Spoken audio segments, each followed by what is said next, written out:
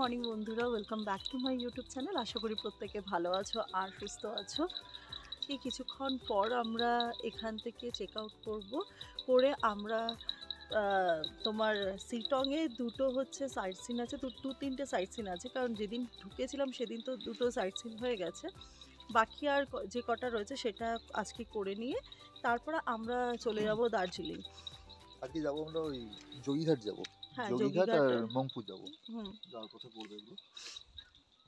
কালকে রাত্রে প্রচণ্ড বৃষ্টি হয়েছে এখানে। এখন কলকাতার অবস্থা জানি না কীরকম, ফোন করব আমি। প্রচণ্ড জোরে বৃষ্টি, মানে ঘরের ভিতর থেকে রীতিমতো ভয় লাগছিল যে এত জোরে বৃষ্টি হচ্ছিল। আজকে সকাল পর্যন্ত বৃষ্টি হয়েছে, তবে এখন আর বৃষ্টি হচ্ছে না, চারিদিকে মেঘ হয়ে রয়েছে। কালকে রাত 1:30 থেকে বৃষ্টিটা শুরু হয়, তার আগে পর্যন্ত যে বৃষ্টি হবে সেরকম কিছু আমরা বুঝতে পারিনি, তো তখন তো ঘুমিয়ে পড়েছিলাম। তো 1:30 থেকে বৃষ্টিটা শুরু হতে ঘুম ভাঙলো, আর তারপরে দেখছি প্রচণ্ড সাউন্ড হচ্ছে বাইরে, আর উপরটা এমনিতেই টিনের তো শেড, যার জন্য আওয়াজটা আরও এত জোরে হচ্ছে যেন ভয় লাগছে। আর এখানে ভাইয়া পিকু সবাই মিলে আলোচনা করছে যে আজকে বাইরের মানে দার্জিলিংয়ের ওয়েদারটা কীরকম পাবে। তো আমরা তারপরে ফ্রেশ ট্রেশ হয়ে নিয়ে আমরা 10টা নাগাদ বেরিয়ে পড়েছি। বেরোনোর সময় আমি ভিডিও করেছিলাম, বাট ভিডিওটা কোথায় গেল আমি জানি না। তো তাই জন্য আমরা গাড়িতে সবাই মিলে একটু তাকিয়ে একটু দাঁত বার করে হেসে টেসে নিলাম, ম্যানেজ দেওয়ার জন্য বলতে পারো। কিন্তু শিলং থেকে যখন বেরিয়েছিলাম, সত্যি বলছি মনটা ভীষণ খারাপ হয়ে গেছিলো, কারণ শিলং জায়গাটা এতটাই সুন্দর আর ওখানকার মানুষের আন্তরিকতা এতটাই ভালো যে যার জন্য সত্যি খুব মনটা খারাপ লাগছিল। কিন্তু কিছু করার নেই, তারপর আমাদের দার্জিলিংও যেতে হবে। আর আজকে যেহেতু আরও দুটো সাইট সিন রয়েছে, তো তার জন্য আমাদের 10টার মধ্যে বেরিয়ে যেতে হয়েছে। আর আমরা এখন যোগীঘাটের কাছাকাছি পৌঁছেও গেছি। এটা হচ্ছে যোগীঘাটে যাওয়ার পথে যে ব্রিজটা পড়ে সেটা। আর এই যে নদীটা, এটা আসলে কি ঝর্ণা থেকে আসছে না তিস্তার জল, আমি এটা ঠিক আমি বলতে পারবো না। তো ওখানেই যাচ্ছিলাম, তো আমরা নেমে পড়েছি গাড়ি থেকে নেমে পড়ে আমরা ঠিক জায়গাটা ঠিক করে উঠতে পারছি না কোন দিক দিয়ে যাব। তো মারা সামনের দিকে ছিল, আমি একটু দূরের দিকে এসেছি ছবি তুলতে, আর অনেক কায়দা করে ছবি তুলছিলাম। আর পিকু এখানে আমাকে বলছিল একবার যদি এদিক থেকে পড়ো তাহলে নাক মুখের যা অবস্থা হবে না, তখন সত্যি সত্যি ছবি হয়ে যাবে কিন্তু। তো এই নিয়ে আর কি হাসাহাসি করছিলাম। যোগীঘাট জায়গাটা এতটাই সুন্দর, আমাদের যদি আজকে আরও একটা সাইট সিন করে দার্জিলিং না ঢুকতে হতো তাহলে যোগীঘাটে আরও একটু সময় আমরা বসে কাটাতাম। এখানকার ওয়েদারটা ভীষণ ভালো, আর জলটা যেহেতু ঠান্ডা, আর এমনি ওয়েদারটা গরম, মানে রোদটা পড়েছে যেহেতু তার জন্য একটু গরম গরম লাগছে, জলের মধ্যে পা ডুবিয়ে রাখতে ভীষণ ভালো লাগছে। ওভারঅল জায়গাটা কিন্তু ভীষণ সুন্দর যোগীঘাট। আর আমাদের যেহেতু দার্জিলিংয়ে ঢুকতে হবে না, তাই জন্য আমাদের একটু তাড়াই রয়েছে। মংপুতেও যাব, সেখানেও একটু তাড়াই থাকবে, কারণ হচ্ছে দার্জিলিংয়ে একটু বেলা হয়ে গেলে খুব জ্যাম হচ্ছে, গাড়ি ঢুকতে পারছে না, কারণ এই সময় নাকি প্রচুর লোক ঘুরতে আসে। তো তার জন্য আমাদের কিন্তু আগেই বেরোতে হবে।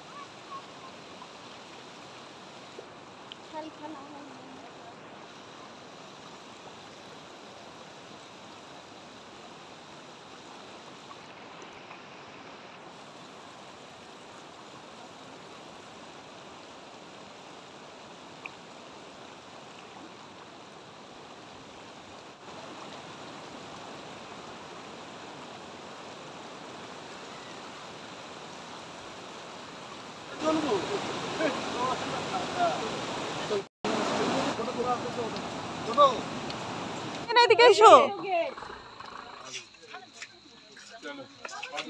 এসছো তুমি?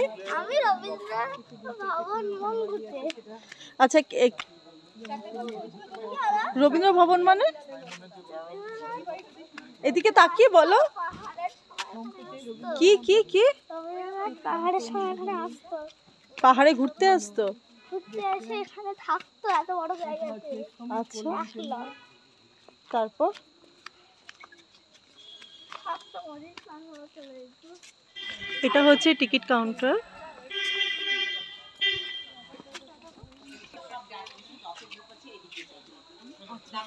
এদিকে আসুন, এদিকে আসুন, এদিকে আসুন, এদিকে আসুন। কত টাকা করে টিকিট বলছো? 25 টাকা করে টিকিট। আমি দিচ্ছি দাঁড়া, আমার তো কমসে কম 8 জন আছে, 8 জন 8 না নজন তো না রে তোমাকে তোমার বাদ ঠিক দিয়ে তোমার তোমার তোমাকে তোমাকে যেতে হবে না, তুমি এখানে বসো, আন্টির কাছে বসো, আমরা দেখে আছি, তারপর এলা, তুমি দে। চলে যাবো। আচ্ছা ঠিক আছে, তুমি থাকবে আন্টির কাছে?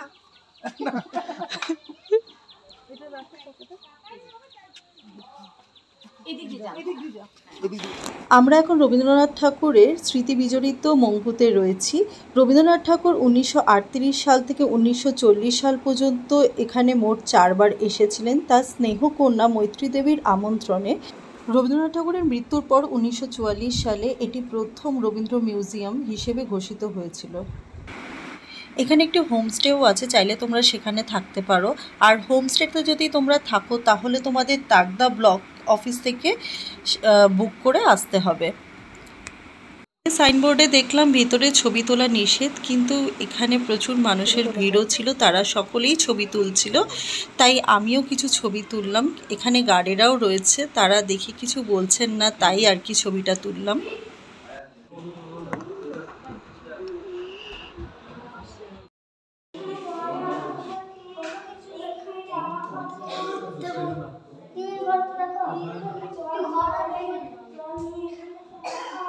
এখানে বসে চান করা হয়, এখানে বসে চান করতেন রবীন্দ্রনাথ ঠাকুর।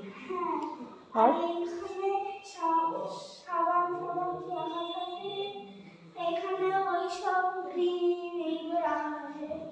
ও, তখন ওটা লাইট, তাই তো? আচ্ছা, এখানে রবীন্দ্রনাথ ঠাকুরের ছবি কেন? ওটা বেডরুম তো, তাই জন্য দিয়েছে ঠাকুরের ছবি। এবারে আমরা মঙ্গু থেকে সোজা দার্জিলিং যাব।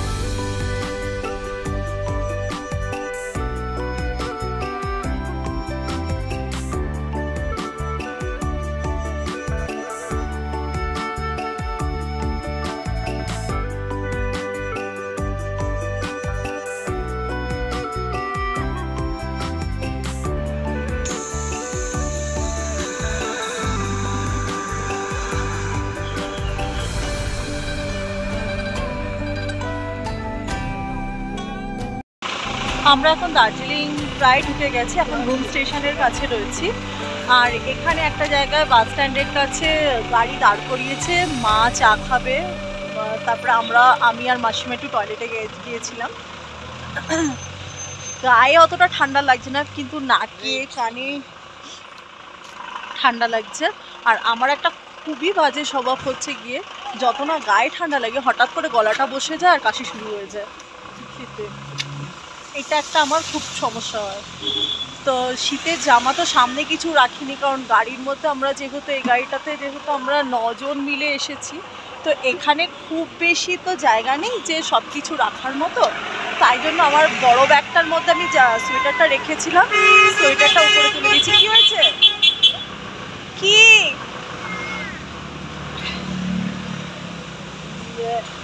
দার্জিলিংয়ে পুরো মেঘে একদম ভর্তি, তবে মনে হচ্ছে কিছুক্ষণ আগে বৃষ্টি হয়ে গেছে, এখন বৃষ্টিটা হচ্ছে না, কিন্তু মানে চারিদিকে মেঘ আর মেঘ।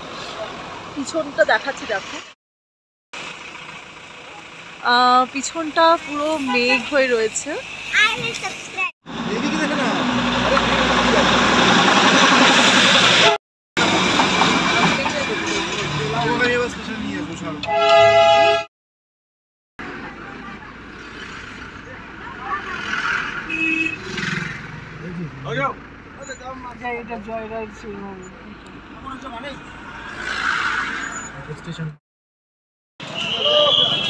আমরা নেমে চলে এসেছি দার্জিলিং। ব্যাগ ট্যাগ নামানো হচ্ছে লাগেজ। আমাদের হোটেল মেফেয়ার, আর এখন রিসেপশনে রয়েছি। এখানে যেই ছোটোখাটো ফর্মালিটিগুলো আছে সেগুলো সারা হচ্ছে, তারপরেই আমরা লাগেজটা রেখে দিয়ে সঙ্গে সঙ্গে বেরিয়ে পড়েছিলাম খাওয়া দাওয়া করতে। সকাল থেকে সেইভাবে কিছু খাওয়া দাওয়া হয়নি, তাই জন্য তাড়াতাড়ি ভাবলাম খেয়ে দিয়ে তারপরেই আবার হোটেলে যাব। তো আমাদের হোটেলটা একদম পুরো ম্যালের কাছেই ছিল, আর এই দুটো মাস ধরে না, এখানে তো পুরো পিক সিজন, আর পুরো ফুটপাথ ধরে গ্রিনারিজের সামনে থেকে পুরো খাবারের দোকান। গ্রিনারিজ কেন, আমাদের হোটেলের নিচ থেকেই পুরো খাবারের দোকান বসে, আর বিভিন্ন ধরনের স্ট্রিট ফুডগুলো পাওয়া যায়। Chilli chicken, fried rice, chowmein, momo, চিকেনের বিভিন্ন ধরনের ফ্রাই, এগুলো পাওয়া যায়। আর প্রচুর লোক এখানেই ঘুরে খাওয়া দাওয়া সারে।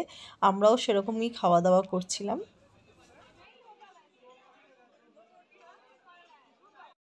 আমরা ৮টার মধ্যে ম্যাল থেকে রুমে চলে এসেছি, কারণ ম্যালে আর থাকতে ইচ্ছে করছিল না। সারাদিনে এমনি যথেষ্ট হয়েছে ঘোরাফেরা। প্রচণ্ড নিজে টায়ার্ডও লাগছিল, আর পাটা প্রচণ্ড ব্যথা করছিল, কারণ কালকে থেকে আমরা প্রচুর হেঁটেছি, দুজনে মিলে প্রচুর হেঁটেছি। তো তার ফলে না আর ভালো লাগছিল না। কিন্তু সবথেকে বড় ব্যাপার হচ্ছে দার্জিলিং বলো শিলং বলো, দুটোতেই আমরা কিন্তু ওয়েদার খুব ভালো পেয়েছি এখনো পর্যন্ত। হ্যাঁ, এখনো পর্যন্ত ওয়েদারটা বেশ ভালো পেয়েছি। তো আজকের মতো good night, tata, bye bye.